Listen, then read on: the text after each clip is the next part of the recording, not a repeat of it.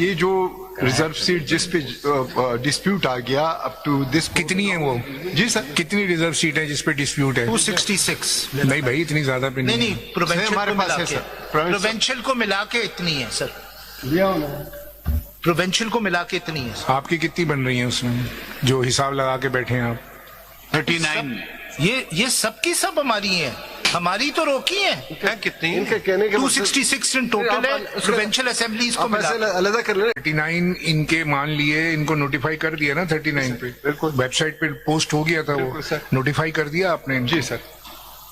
ठीक है sir reserve seats, reserve seat sir जो सारे आएंगे तो फिर कैलकुलेट, उसका तो फार्मूला है, इस तरह नहीं है कि हम 39 पे लायदा कर ले और 41। ये फार्मूला जरा समझाएं, क्या फार्मूला है? वही प्रोपोर्शनल रिप्रेजेंटेशन सिस्टम जो है। पूरी आपने पार्लियामेंट को तो बगैर उसके कर दिया, फिर इनका उसका भी पार्लियामेंट का इंतजार करते जो रिजर्व सीट्स थी, जो बाकी आपने रिजर्व सीट्स, या तो सारी की सारी रिजर्व सीट्स आपने नहीं दी हैं।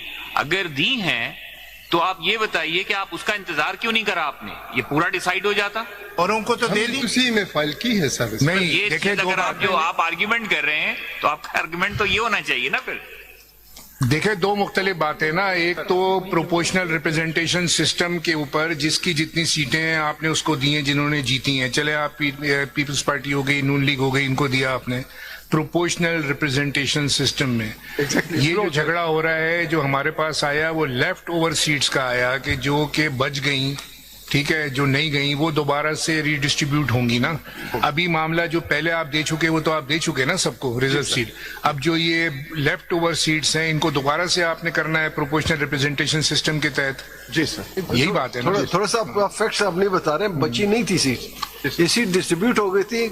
बाद में SIC ने जब पिटीशन फाइल की और उन्होंने कहा कि इतनी सीट्स हमारी बनती हैं, उस हद तक उन सीट्स पे जो इलेक्शन के ऑर्डर थे उनको रिस्ट्रेंट किया गया कि आप पार्लियामेंट में तो आ सकते हैं लेकिन यू कैन नॉट पार्टिसिपेट। ये बची नहीं थी, आप क्यों जी कर रहे हैं? नहीं सर, बची तो नहीं थी ना। बची इसलिए नहीं थी कि seats were to be distributed once, नहीं, वो रोक ली थी ये सीटें ताकि SIC का जो मैटर डिसाइड हो। सर औरों की तो नहीं रोकी, सिर्फ हमारी रोकी। और अभी किसी को कोई रिजर्व सीट नहीं है, किसी के पास भी नहीं है रिजर्व सीट जो फर्स्ट सबके पास है सिवाय हमारे।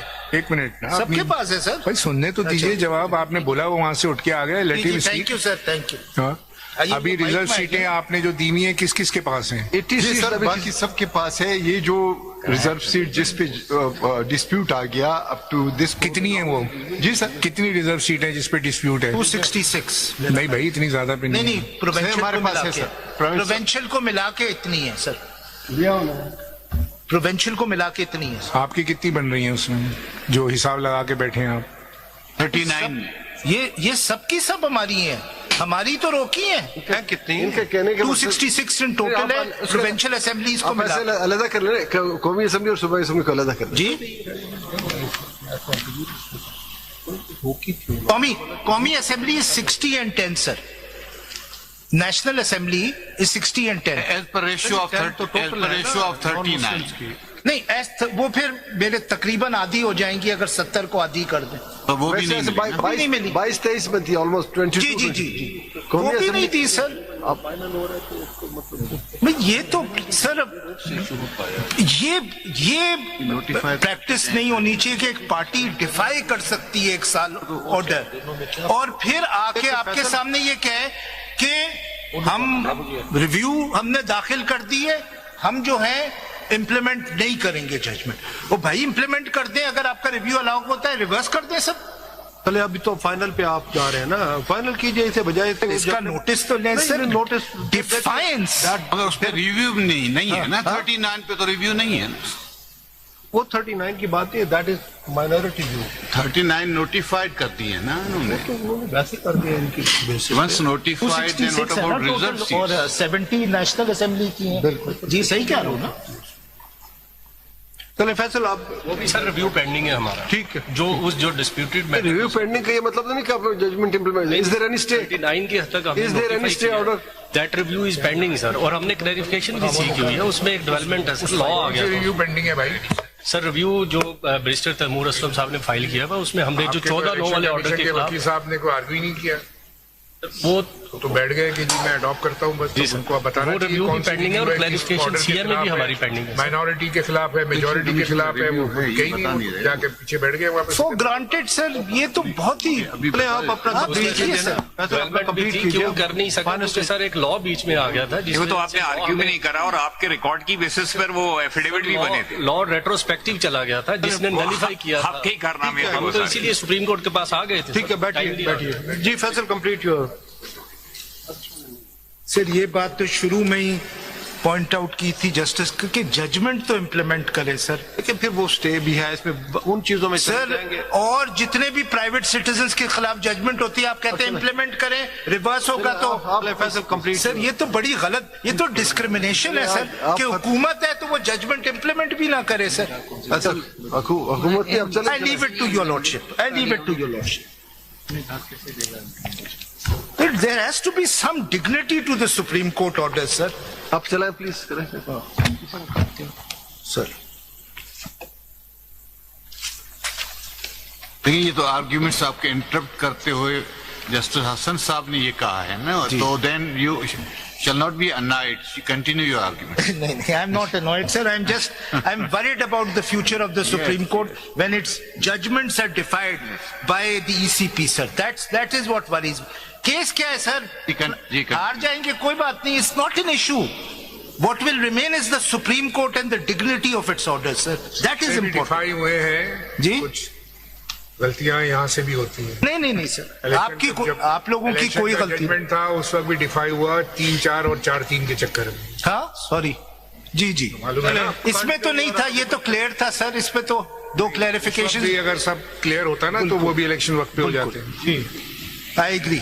यहाँ बहुत मशवरा देने वाले हैं, वहाँ भी काम खराब है. अच्छा सर 187 पे if I will take your lordship back to book 2 sir.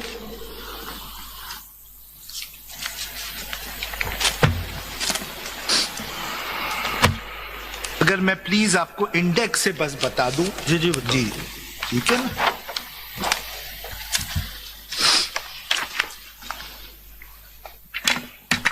Index में सर सीरियल नंबर 3 पे जो है.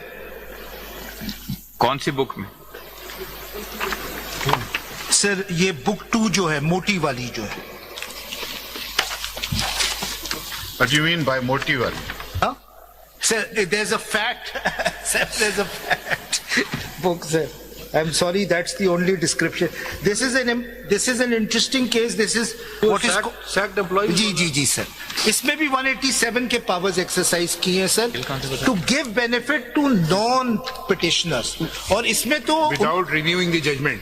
हाँ? Without reviewing the judgment. Yes, I know. अगर आप kindly देखिएगा इसका relevant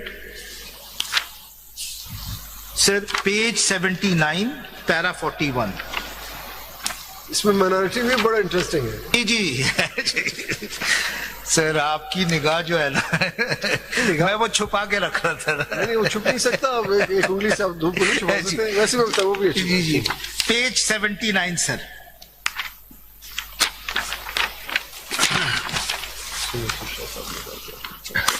Everyone who could be affected by the judgment has been granted relief in para 41. और अगर आप देखिएगा पेज 80 पे क्या किया है, रिव्यू जुरिस्डिक्शन को कन्वर्ट कर दिया.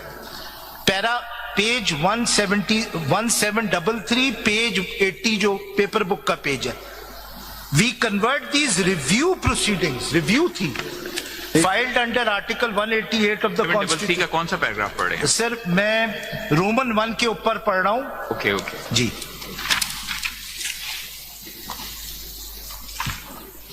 So you mean to say there are wide powers this bench can allow the revisions? Yes. Review. Convert कर दिया into 184(3) under 187 सर. आपने इस केस में तो जो अंडर रिव्यू है इसको तो कन्वर्ट नहीं किया 184(3). नहीं मैं सिर्फ ये कह रहा हूं, मैं पावर्स बता रहा हूं सर. इसमें भी नॉन पार्टीज को पूछा था. देखें ना वो हमारी शायद माइनॉरिटी व्यू में यही था कि अगर इसको 184(3) के एम्बेड में ले आते then full bench was having the jurisdiction to do the complete justice in the light of 184(3). उसके लिए सिर्फ ये था कि just chief justice of supreme court को मैटर रेफर करके वही बेंच 184(3) में सारी चीजें कर लेता तो सब चीजें वैलिड होती है। क्वेश्चन ही यही है। तो आप ये कह रहे हैं it's a wrong mentioning of the law, that is the problem. Not the wrong mentioning, long mentioning आपकी जजमेंट से जो ये कहती है, अगर मैं पिटीशन डालता हूं, it is not wrong mentioning, it is the matter of jurisdiction. 184(3) में अगर आपके पास पावर था, अगर 187 लिख दिया, 184(3) नहीं लिखा तो क्या फर्क पड़ता है? सर यही तो है। ऐसे नहीं देखे, उसके स्टार्ट ऑफ लिस्ट के लिए, स्टार्ट ऑफ जुरिस्डिक्शन के लिए it is necessary that matter be referred to. मेरे ख्याल में 184(3) की कोई जरूरत नहीं थी, लेकिन मैं आपको कह रहा हूं कि कोर्ट्स इस केस में भी दो चीजें की है, कन्वर्ट की है, और all sacked employees, whether they were before the court, whether they were not before the court, सबको रिलीफ दी। इसमें भी अगर कर लेते तो फिर बात और आपकी ये फिर आप मेजोरिटी के साथ हो जाते, फिर आपकी बात और हाँ, नहीं देखिए when I have ये बात सजेस्ट करनी चाहिए थी उस वक्त sir, to get you in the majority sir. अच्छा सर।